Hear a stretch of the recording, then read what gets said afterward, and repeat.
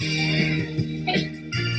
来た。はい。できるか。へい、ババンババンバンバアミバビバビバババンババンバンバアミバノノ。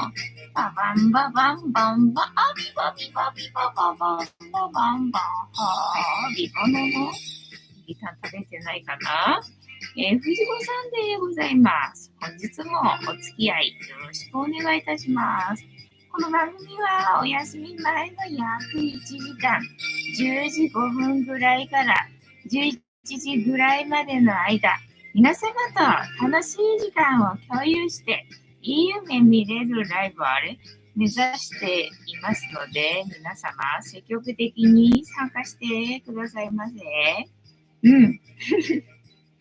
で、番組の前半は、このように、にゃんこに夕飯の残りのカリカリと、鰹節と、チュールを用意しておりますので、猫の姿がそこそこ楽しめると思いますので、猫目的で参加される方は、ぜひ番組の冒頭に、スマホを握りしめ、パソコンの画面にかぶりつき、息も止めて瞬きもせずご視聴いただくことをお勧めしておりますよ。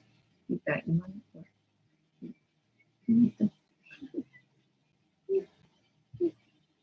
何かぐーちゃんのお尻が邪魔だったのか。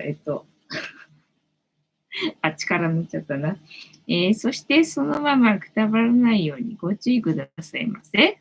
ちゃんとチャンネル登録とグッドボタンを押して、スパッチャを投げてからくたばるようにしてくださいね。で、今画面に映っておりますのが、グレーのぐーちゃん、チャトラのまさるくん、白茶のゆりさん、画面に収まっておりませんが、白黒のクータくん、三毛猫のたまちゃんと、我が家には全部で5匹のかわいい猫ちゃんがおりますよ。で、5匹のかわいい猫ちゃんがいる生活ってどんな感じなのかなっていうのをちょっと楽しんでいただけたらいいんじゃないのかなと思いますよ。リターンは食べれなかったのかい結局な。で、このことをもうちょっと詳しく知りたいよと思われる方は、概要欄のところに猫紹介してありますので、そちらを読んでいただけたらいいんじゃないのかなと思いますよ。で、同じく概要欄のところに Amazon のウィッシュリストのリンクが貼ってありますので、そちらからチュールをポチッとご購入いただければ入るのか。はい。我が家に届く便利なシステムとなっておりますので、にゃんこにチュールあげようかなと思われる方は、そんな便利なシステムをご利用いただくことをお勧めしております。はい。くーちゃんいっぱい食べれたのかな。よかったな。今日は夕飯の残りがちびっとだったんでね、なんかちょっとあまりにも少ないかなと思ったんで、急遽、鰹節もあげたくなったので、遅刻しました。っていう、本日の遅刻の言い訳でございます。なんだね、綺麗になったね。ね、まっちゃん舐めるのね、そこ映ってないからな、残念。はい。で、1日1個。猫に関してのお話もしませんので、これから皆様と一緒に乾杯しようと思いますので、お付き合いよろしくお願いいたします。で、乾杯の時に Justice って言いますので、一緒に言っていただけると嬉しいです。では、いきますよ。せーの。Justice。はい、にゃんこ、お顔洗うのにね。忙しいね。まちゃくん、ぐーちゃん、くーたくん、ジャスティス。たまちゃんはこたつの中から出てこないな、今日な。なんか今突然、この親指のさ、爪の間が、激痛。急に激痛、痛くて気になるみたいな感じ。今日は塩入り白湯。うっすら塩が入った白湯で、いつもね。たっぷり入れすぎてしまうので、ちょっと控えめに入れて、こんくらいでちょうどいいんだと思うんだよね。うっすらの塩入りさゆでございますよ、今日は。今夜もジャスティス、テンタマさん、藤子さん、皆様、こんばんは、ボンサワ。本日もお付き合いよろしくお願いいたします。ヨッシーさん、ジャスティス、ありがとうございます。ハニタンさん、ジャスティス、はい。で、ジャスティスやったよな。何すんだっけと思っちゃったよ。あとは適当に話せばいいのか適当に話すんだな。今日は水曜日。水曜日なので、結局今日晴れてたんだよね。だから干し野菜、やっちゃえばよかったかな、昨日って思うぐらいの、天気だったかなと思うんだけどね。やんなかったから、そのまま今日もやらなかったけどさ、なんか明日も天気悪いみたいな予報だったからね。で、一応、日課なので、今日も別に欲しいものは、相変わらずというか、昨日よりも増してな、昨日は何もいらないっていうのに巨大な白菜買ってきちゃったから、もうほんとこれ以上何もいらないんですけどって状態なんだけど、日課なので、一応農協はやってる日なので、農協には行ってきたんだけど、そしたら今日はね、なんかオレンジ色のものがあったんで、みかんはあるからいいんだけどね、と思いながら行ったらね、今日はね、人参だったんだよね。人参出たと思って。人参はね、出現率かなり低いんだよね。で、人参の干し野菜はもう全部消費しちゃったんで、次干し野菜やるんだったら人参がいいなと思ってたから、人参出たなと思ったんだけどさ、200円だったんだよね。200円だとちょっとお得感ないかなっていう感じで。で、今日干し野菜できるわけではないから、いいかな、見送るか、次回に行きたいかなっていう感じで。で、今日も相変わらずね、昨日みたいに巨大な大根と巨大な白菜は、置かれてたんだけどな。で、巨大な大根はね、100円で安くていいんだけど、いいんだけどな。今ちょっといらないんでっていう感じでね、今日は結局買わずじまいで、帰ってまいりました。今日もかな、昨日は買ったか。今日は、何も買わずじまいで帰ってきましたよ。まどかさん、こんばんは。ボンソワ。一本でも、に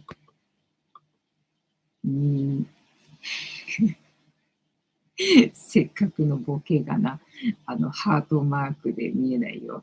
一本でも人参かな。だって、そうだな。何本かな。馬込、三寸人参だったっけ、短いね、ずんぐりむっくりの人参があるんだけど、おそらくそれだと思うんだよね。祖父には書いてなかったけど。そうで、だいたい今日さ、185円しか私持ってなかったんだよね、小銭がね。15円足りない。15円足りないな。誰か恵んでくれねえかななんて思いながら言ったらね、人参200円だったんです。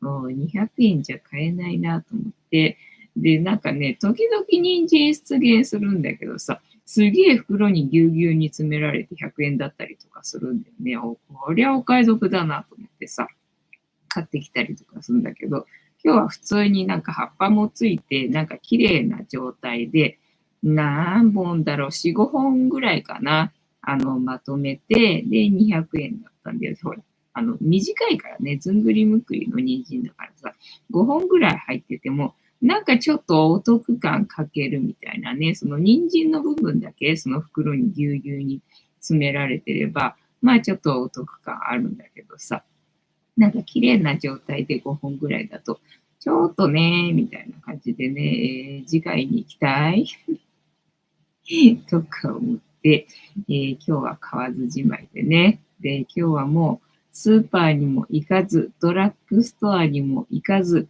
うちに引きこもってね、ぬくぬくしておりましたよっていう、感じでございます。確かそうだったと思った、今日はな。なので、昨日よりももっと話のネタがないからどうする？もう話終わっちゃったけど、みたいなね。あとは、今日見てた YouTube なんか見てたなんか話のネタになるような YouTube なかったけどな。あ、そういえばね、今日朝のコーヒーの音もさ、何にもなかったというか、何にしようかなと思ってさ、買ってもらったものね、干し柿とか、あと干し芋とか、でね、なんか朝のコーヒーのお供っぽいものはなくて、で、今フルーツがやったらあるからね、昨日の時点ではさ、明日の朝はフルーツにするかなんて思ったんだけど、いざ朝迎えてみると、なんか今日はフルーツの気分じゃないと思ってさ、なんかお菓子の気分だなと思って、でもお菓子ないんだよね。で、一個だけね、なんかね、しっとりサブレだったかな、しっとりサブレとかっていうお菓子があって、なんかそれが妙にね、美味しそうに感じたんだよね。なんか青森かなんかのお土産で、だから多分リンゴのクッキー、なんかね、ソフトなリンゴのクッキーなんじゃないかなと思って、で、買ったんだよね。で、あ、そうだ。あれがいいかなと思って、今日はそれ開封してさ、しっとりサブレ、ね、期待して、リンゴ味かなと思って食べたんだけど、なんか全然違くて、あれ、だかイメージしてたのと味違うなと思ってね、ちょっと失敗したなっていう感じで。まあでも、お菓子っぽいものこれしかないしなっていうのでね、結局、2枚食べて、期待してたのと違う、美味しくないなと思いつつ、結局2枚食べてね、今日はコーヒーのお供に、しっとりサブレを食べたよ。でね、なんかキャラメル箱には一応ね、リンゴキャラメル味みたいなこと書かれてんだけど、で、材料見るとなんかチョコレートとか書いてあるから、チョコレートと思って。だからなんかホワイトチョコかなんかをね、そのしっとりさせるための、フィリング的な感じで使ってんのかなっていうふうに思ったんだけどね。なんかそれのせいかわかんないけど、なんか妙に、乳製品っぽい味っていうのかな。頭の中ではリンゴジャムをイメージして食べたのに、なんかバター味みたいな感じで、ちょっと私的にはね、期待外れな味で、残念でした。なめさん、こんばんは、ボンソワ。エンタマさん、コーヒーは毎朝飲んでるんですか？そうなんだよね。そうなんだよね。断食生活してるときはね、そのコーヒー飲むとさ、なんか食べたくなるからと思ってコーヒー飲まずにね、生活してて、で、それにすっかり慣れちゃったんでね、だからもうコーヒーは飲まなくてもまあいいんだけど、と思いつつ、まあもう断食もしなくていいしと思ってさ、また元の生活に戻したんだよね。また元の生活に戻したらもうすっかり戻っちゃってな。相変わらずコーヒー中毒だよみたいなね、感じで。毎朝飲んでるんでございますよ、バカみたいに。バカみたいにね、コーヒー3、4杯飲むんだよね、朝ね。なので、結構最近はトイレにしょっちゅう行きますよって感じな。コーヒーとかお茶飲むとさ、トイレ行きたくなれちゃった。てんたまさん、まめさん、こんばんは。そう。で、朝のコーヒーはね、うまいんだよね。まあね、体がね、どうやらね、水分をね、欲してるらしいっていうことを最近知って、あ、それでなのかと思って、それでなんか朝飲むコーヒーはやたらうまいんだよなと思ったんだけど、どうやら水分を欲してるからね、朝飲む水分はどうやら美味しく感じるっぽいよってことをね、最近知ったんだよね。じゃあいいかと思って、何がいいんだか何がいいんだか知らないけど、じゃあいいかと思ってね、相変わらずバカみたいにコーヒー飲んでるんでございますよって感じね。やたらうまいんだよね。だからコーヒーだけ飲めばいいのにさ、なんかコーヒー飲むとね、なんかおつまみがあると幸せな気分なので、幸せな気分なのでね。だからコーヒーの、お供になるものがね、あると、嬉しいんだよねっていう感じ。てんたまさん、どんなタイプのコーヒーを飲まれているのですか？私はインスタントコーヒーだよ。インスタントコーヒーで、前はね、乳製品を取らなきゃいけないと思ってたから、昔はね。で、私、乳製品嫌いなんで、だからまあ、牛乳に混ぜて飲むのに、ブレンディーがね、溶けやすくてよかったんだよ、牛乳にね。なので、前はね、コーヒーはブレンディーだったんだけど、ただね、ブレンディー飲むと胃が痛くなるなっていうのが分かって、で、それやめて、で、今はもうすっかりね、乳製品は取らなくていいんだってことが分かって、全然もう乳製品なんか取ってやるかと思ってな。で、ブラックがね、うまいっていうことに目覚めて、ブラックのコーヒーうまいっていうことに目覚めて、もうコーヒーはブラックでしか今飲めないんだけどさ。で、なんだっけ、ブレンディーじゃなくて、もう一個さ、スーパーによく並んでるやつ、あったと思うんだけど、その辺を飲んでたんだけど、なんかそれのバージョンの青いやつがあって、なんか贅沢なんとかとかそういうやつだったかな。青い、詰め替え用のやつがね、あって、で、それが安かったんでね、買ってみたら、まあそれが美味しかったんで、まあ大して味変わんないと思うんだけどね、なんか美味しかったんだよね。なので、しばらくその青いやつをずっと買ってたんだけど、値段変わんないからね。だからこの前はね、その青いやつじゃなくて、もともと買ってた茶色い方が、安いっていうのかな。値段が据え置きっていうのかな。青い方は値段上がっちゃってたんだよ。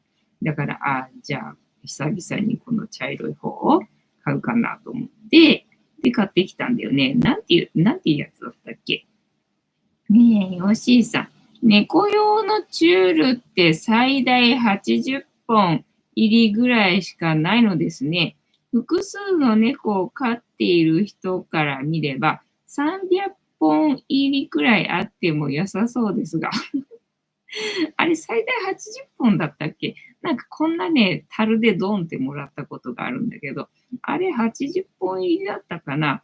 結構重いんだよね。だからね、300本入りになると何キロになるかな？1本あれ何グラムだろう？ 300 本入りになると何キロかな？もしかしたら持てないぐらいになるかな？さすがにまあ持てなかないけど、結構な、量になるかもよっていう感じ。てんたまさん、ネスカフェですか？ネスカフェではなかったっけな。瓶見ればいいんだけどさ、あっちの部屋なんでちょっと行きたくないみたいなね、感じで、忘れなければチェックしておくって感じだけど、なんだっけ、調べればいいのか、インスタントコーヒーで調べればいいのか、別に大して変わったもんじゃないんだよね。ただ、ここいらでよく売ってんのが、だいたいその2種類っていう、2、3種類あって、それのうちの1個みたいな。ゴールドブレンドじゃなくて、これだ、贅沢な、ちょっと贅沢なコーヒー店。これだ。だから、キーコーヒーじゃなくて、あれ、でも茶色いバージョンが、あれか、マキシムか。最初はマキシムを買ってたんだな。最初、マキシムを買ってたんだけど、この青いやつがたまたまドラッグストアで安かったんで、それを買うようになって、で、しばらくずっと続いてたんだけど、あれ、ないじゃないか。なんだよ、画像クリックしたのに、クリックした先にないじゃないか。ないから値段上がっちゃったのかな。なんだ、どこもかしこも画像クリックしたのに違うの出てくるぞ。AGF だ。だから同じバージョンじゃないのか。なんかね、横に並んでて同じような、入れ物に入ってたから同じバージョンかと思ってたけど違うのか。AGF、だね。ちょっと贅沢なコーヒー券っていう、やつでした。てんたまさん、チュールって1ヶ月でどのくらい消費しますか？ただまあ、うちはほら、このライブの時にあげるだけなんでね。まあ、前はお客さん来た時に、猫好きの人が来るんでね、猫を寄せ用にお客さんが来た時も使ったりとかしたんだけど、最近もうめっきりさ、猫目的のお客さんっていうのは、私のお客さんじゃなくてね、部屋レンタルのお客さんなんでさ、それで猫寄せは必要ないのでね、ほぼ使わないんで、だから今あんまり消費しないかな。まあ、ただライブをほぼ毎日のようにやってて、毎日、チュールあげてればさ、そこそこ消費するんだけど、最近ほら、夕飯の残りのカリカリだったりとかさ、するんでね、毎日ではないのでね、だからね、意外とそんな、だから半分くらいかね、15本、20本程度なんじゃないかなって思うよ、チュールの消費な。まどかさん、マキシム、AGF、テンタマさん、まどかさん、正解。まどかさん、なぜか2つとも正解。やったね。正解してたのか。自分のことでいっぱいいっぱいで気づかなかったよ。おめでとうございます。商品はぐーちゃんからの、うんこ。さっきうんこ散らかってたので拾いましたよって感じでございますよ。で、コーヒーの音も失敗したっていう話。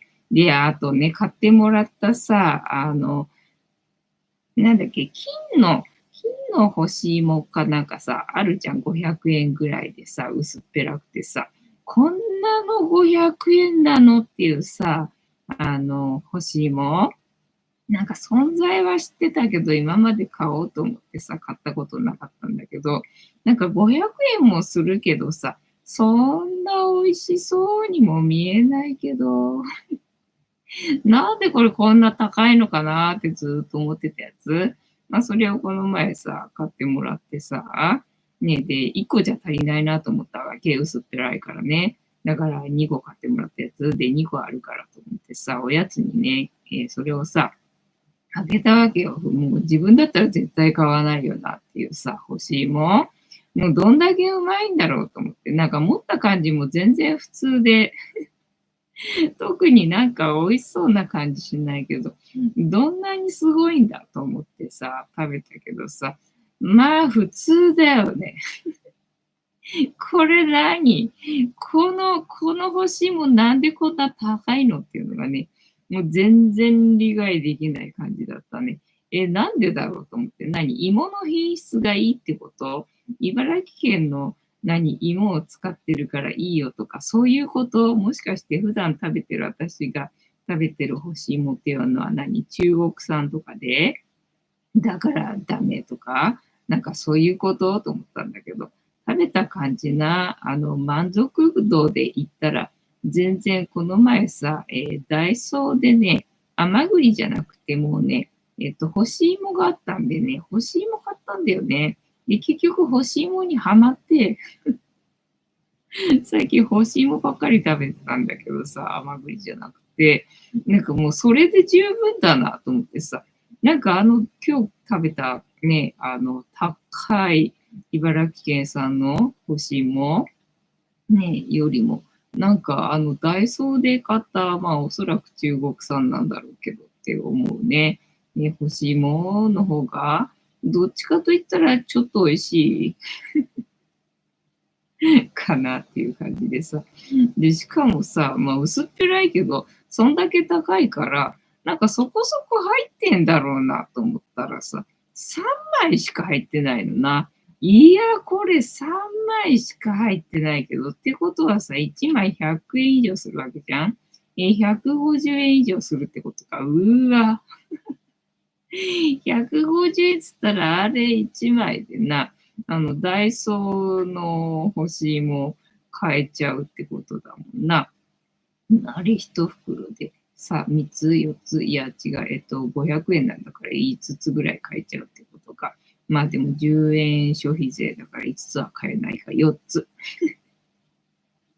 4つ買えちゃうってことでしょうと思うとさ、なんかもうと思って。いや、自分じゃこれもう一生絶対買わねえなっていうね。欲しいも、まあね、食べれたおかげで、それが分かったんでね、まあよかったけどっていう感じ。天玉さん、商品ひどすぎ。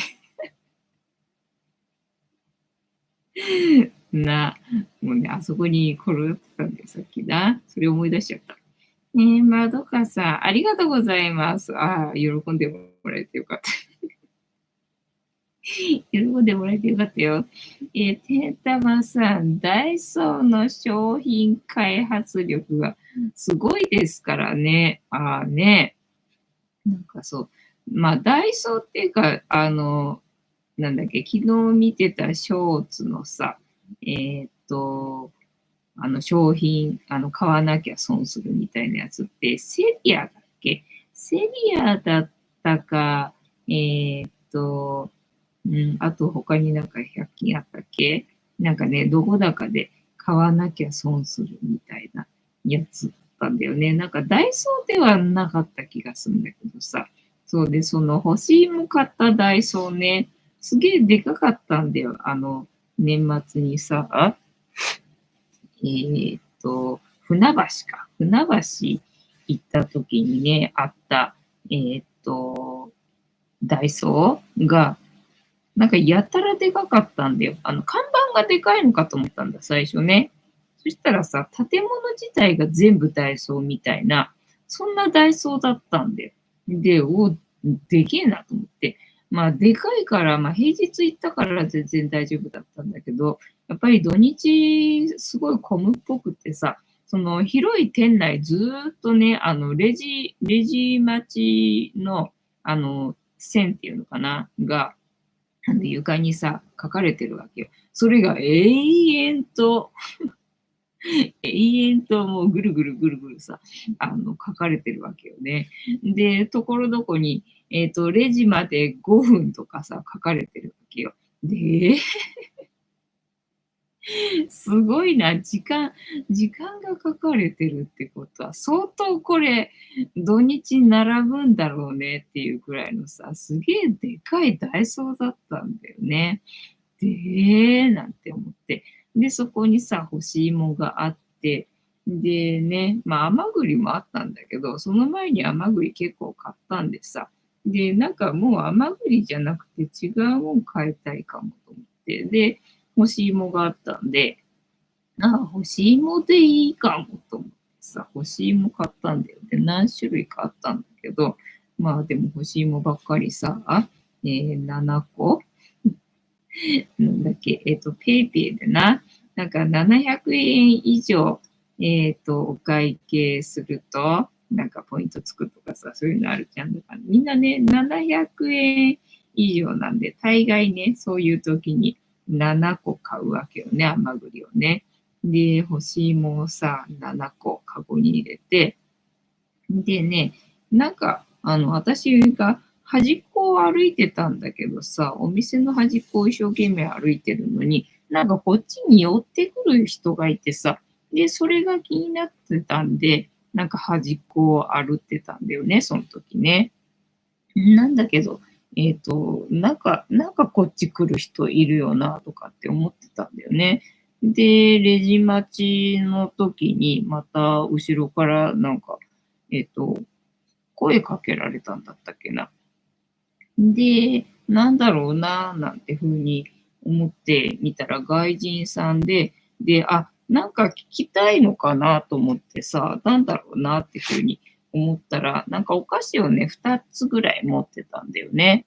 で、なんかね、それが、グッドテイストみたいなことを、なんか英語で言ってて、これ美味しいのそれを教えたかったの。ただそれを教えたかっただけだったのかな、みたいなね。外人さんに声かけられたっていうね、年末を過ごしておりましたっていうね、ご報告です。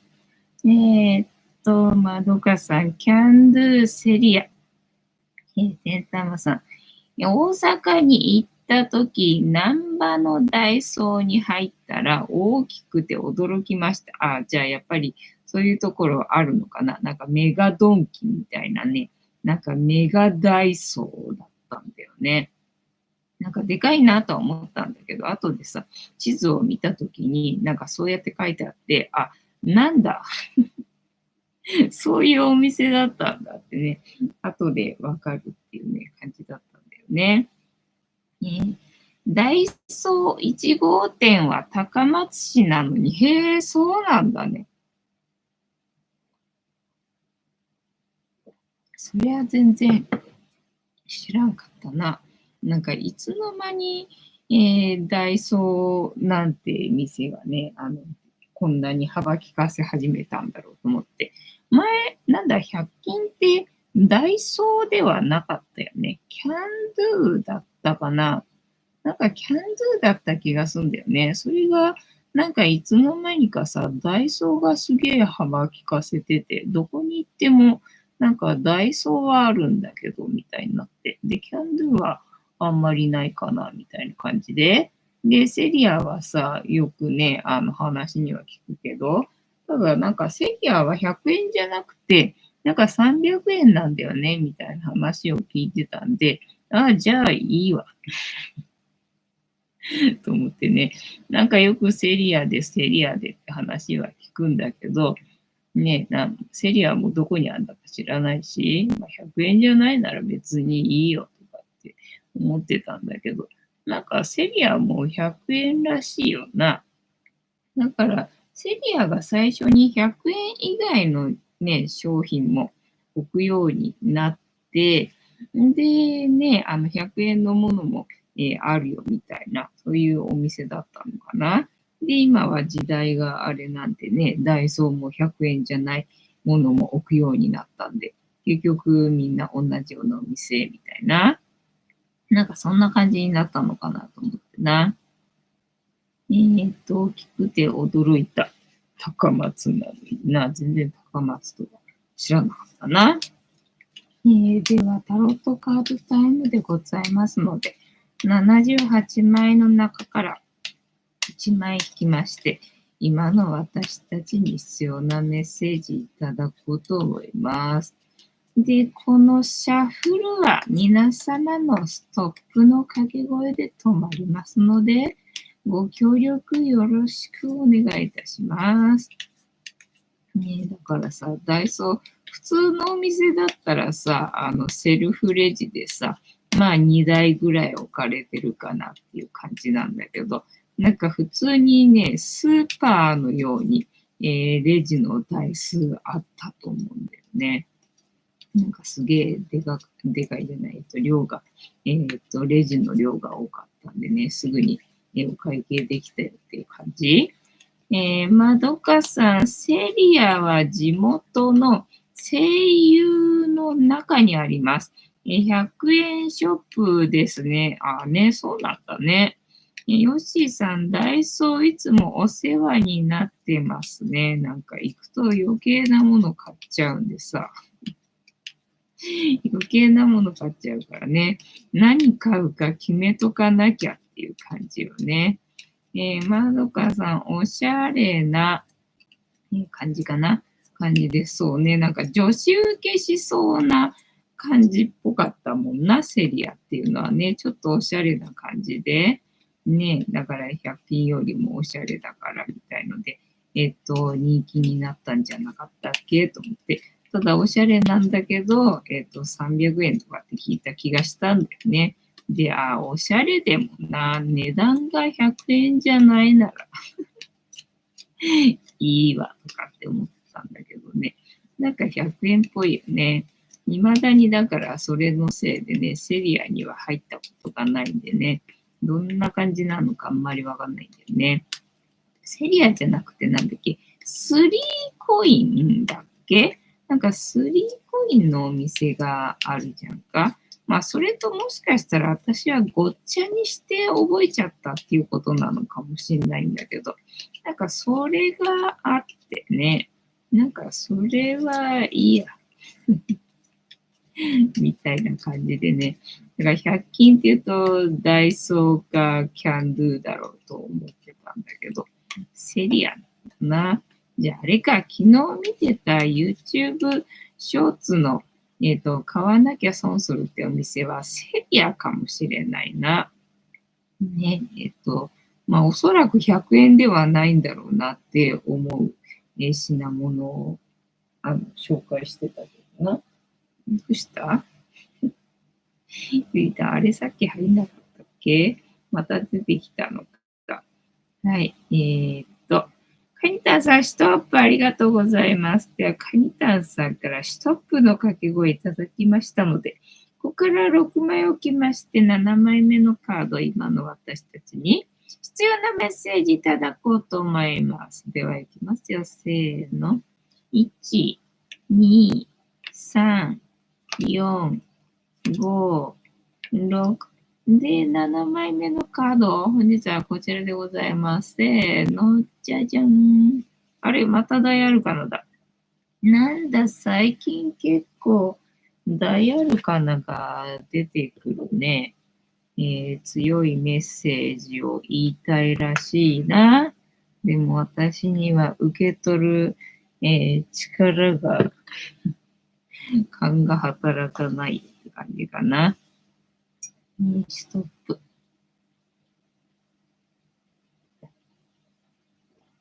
703。3コインズもたまに入ります。あ、そうなんだね。品揃えね、100円に比べたら300円じゃだいぶ違うから、どうなんだろう。商品がなんだろう、しっかりしてるみたいな。そういうことなのかな。置かれてるジャンルがそもそもちょっと違ったりとかするのかな。天玉さん、セリアの100円の味噌汁、お椀愛用しています。100円の味噌汁、お椀か。お椀は危険な気がするな。100均の食器は危険な気がするな。ガラス製品だったらまあいいんだろうけどな。何番だこれ。逆になっててわかんねえな。ラバーズか。恋人たちのカードか。いいカードじゃねえって言ってたんだっけ、この前。また出たのかこれ。ラバーズ。何のメッセージがあるんだ、これな。ラバーズ、タロット、逆位置だな、今日はな。ラバーズの意味は、はい。恋人のタロットカード。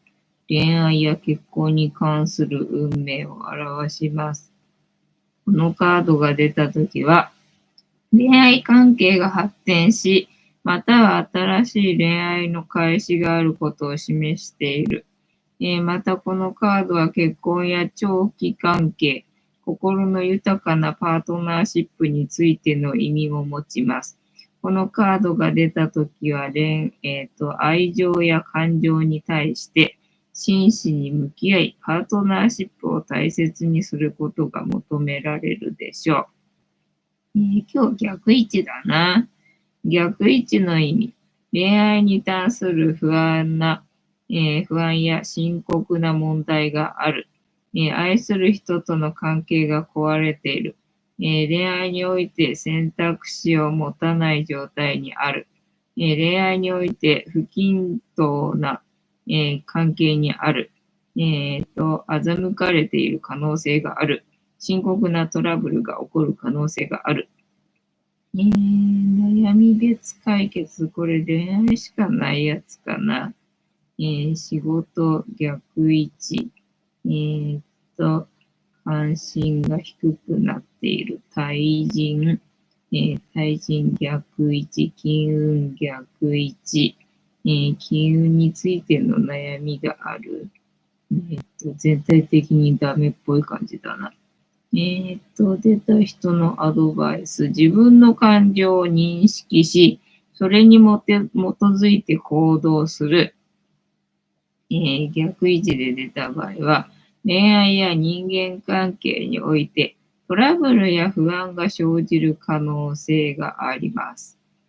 それでも自分自身の感情を認識し、それに基づいて行動することで解決策を見つけることができる。はい。ちょっと他のところも読もうかな。他のところも読もうかな。他のとこねえな。これかな。えーっあれ、開かない。インターネットに繋がってないですかね、私。うち。繋がらない。じゃあ、このサーバーがダメなのか？開かないね。あれインターネット繋がってる？ライブできてるみたいなね。はい。お味噌汁愛用してます。スリーコインズで、猫のおもちゃ買いました。へえ、猫のおもちゃが売ってるのか？ヨッシーさん、スリーコインの洗濯物干し愛用してます。あ、洗濯物干し欲しいんだよな、そういえばな。スリーコインだったら、ね、ダイソーとかのよりちゃんと大きいやつ買えるかな。ね、てんたまさん、危険なんですね。後で調べておきます。そう。お椀のことはあんまりわかんないけど、で、多分うちにあるお椀もね、父親が100均で買ってきたやつなんじゃないかと思われるので、多分私が今使ってるお椀も、100均のやつなんじゃないのかなと思うので、安全性にはちょっと疑問視しつつも愛用しているけれども、お皿とかちょっとね、気になるよねっていう感じなんで、あんまり、柄があるやつを今ちょっと使いたくないかなっていう感じがしてるね。えーっと、スリーコイル、物干し危険なんです。そう、塗られてる釉薬っていうんだっけあれがさ、ちゃんとしてるのは、焼いて、でも毒が出ない状態になって売られてるんだけど、100均のやつは、とにかく早く作りたいんで、ちゃんと焼いてないんだよね。だから、レンジでチンしたりとか、あと熱いものを乗せたりとかすると、それが溶け出しちゃうんだよね。で、釉薬ってめちゃくちゃ体に毒なわけよ。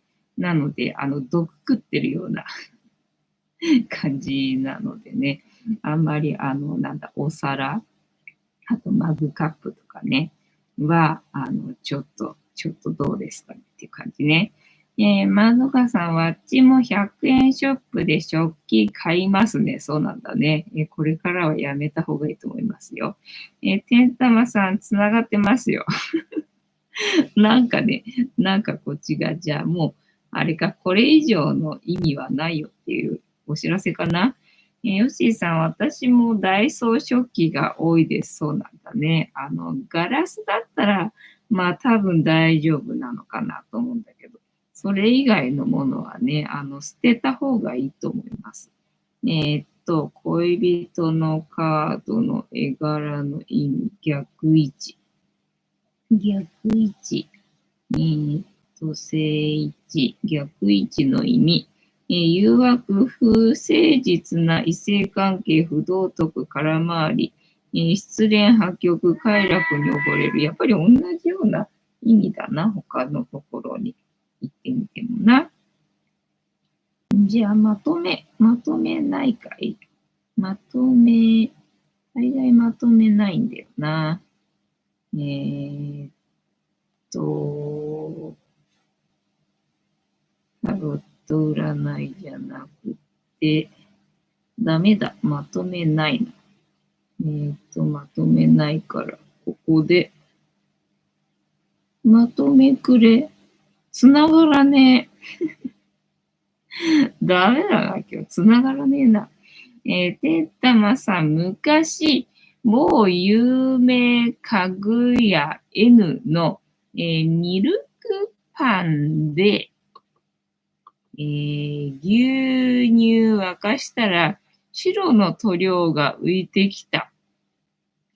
有名家具屋 N のミルクパン。そうなんだ。カニタさん、マジですかな。危険だよな。そうでね、そのマグカップ、今日のタロットカードの意味はわかりません。わかりませんでした。はい。で、なんだっけ。マグカップね、知らなかったんだけど、なんか YouTube でね、やっぱりね、喋ってる人が昔いて、それを昔っていうか前にね、見て、それ聞いて、あ、そうなんだってそこでまあ知ったんだけど、で、その人がまあ自然食っていうのをもう本当オーガニックだし、もう一日一食だし、みたいな感じの人で、もう本当なんだ、添加物とはね、無縁の生活してるっていう人が、なんか健康診断かなんか、みたいなことをやったのかな。それで、どこだったかな、なんか肝臓だか忘れたけど、どっかしらがちょっと良くないね、みたいなことになって、で、なんでだろうみたいな感じで、思ったらしいんだよね。で、なんか食器何に使ってるみたいなこと言われたんだったかな。なんか、食器の話になって、で、ああ、そういえばマグカップでいつもコーヒー飲んでるな、みたいな、なんかそんな感じだったかな。で、なんか多分それを変えた方がいいみたいなことを言われてみたいな話をしてる人がいて、いや、全然マグカップ考えてなかったと思って。だからね、多分ね、これもね、多分ね、なんかね、ダメなんじゃないかなと思ってるよね。半信半疑で使ってるよって感じ。だからまあ水熱がね、ないっていうのかな。水とかだったらまあいいのかなとは思うんだけどね。まあ食器の場合はさ、熱い料理乗せたりさ、それこそみんなはレンジ使ってんだろうからさ、レンチンしたりとかするじゃんか。それ全然ダメだと思う。全然ダメだと思うんだよね。で、まあね、できるだけ、それでも柄がないものの方がいいみたいで、柄があるとそれだけね、リスク増えてくるみたいで、で、青い色が一番ダメなんだと思ったよね、確かね。なので、青い食器は危険かな、みたいな。で、まあ、にゃんこのお皿もさ、青いお皿でね、ほら、ベロベロ舐めるじゃない。ただ、まあ、にゃんこの場合は、ほら、熱いものじゃないからね、カリカリとか、まあ、チュールとかさ、鰹節とかでね、熱いものをあげてるわけじゃないから、まあ、まあ大丈夫っちゃ大丈夫かみたいな。だからレンチンしてあげたりとかするわけじゃないからね。まあ、まあいいかと思ってんだけどさ。天玉さん、そうなんですよ、カニタンさん。20年くらい前ですが。カニタンさん、プラスチックの湯沸かし器は、溶け出すってことで使うのやめました。あ、そうそう。まあ、プラスチックもあれだしね。あとは、あれよ、テフロン加工。テフロン加工もダメだし、で、あと、なんだったっけ、アルミな。アルミもダメだな。だからアルミの鍋は全部捨てたし、でね、ステンレスの鍋を使ってますよってね、感じ。だからね、ここの家に来た時ね、ステンレスじゃない、アルミだな。アルミの鍋と、あとは、炊飯器と、あとは、あれ、なんだっけ、電気ポットっていうんだっけ。と、あと、雪平鍋もあったっけな。まあ、割と便利に使ってたわけよね。アルミの鍋さ。ちっちゃいんで、一人用にね、ちょうどいいっていうの。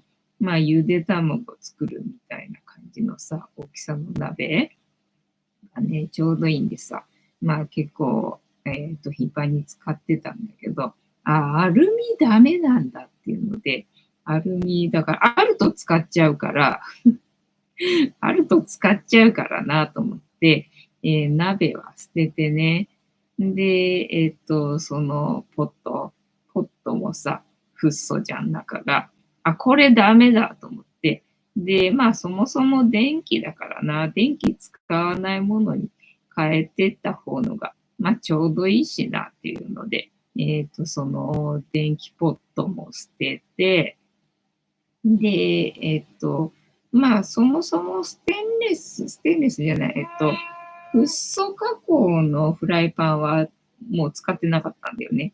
だから、フライパンはなかったかなっていう感じ。えーっと、使うのやめました。